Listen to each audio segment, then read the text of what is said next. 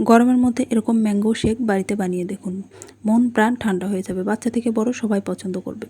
প্রথমে আমি জল নিয়ে দুটো আম খুব ভালোভাবে ধুয়ে নেব, তারপরে টুকরো করে কেটে নেব।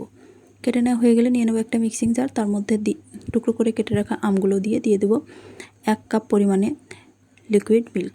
আমি দুধটাকে আগে থেকেই জাল করে ফ্রিজে রেখে ঠান্ডা করে নিয়েছি। দিয়ে দিচ্ছি 3 টেবিল চামচ মতো চিনি। আপনারা চাইলে মধুও ব্যবহার করতে পারেন অথবা চিনিটা বাড়িয়ে কমিয়ে নিতে পারেন, সেটা আপনাদের স্বাদ অনুযায়ী নেবেন। এরপরে ভালোভাবে ব্লেন্ড করে নেব। অবশ্যই খুব ভালোভাবে ব্লেন্ড করতে হবে, তা না হলে ভেতরে দানা দানা থেকে যাবে।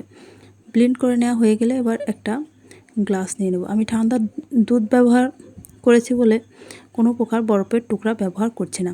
আপনারা চাইলে বরফের টুকরা ব্যবহার করতে পারেন।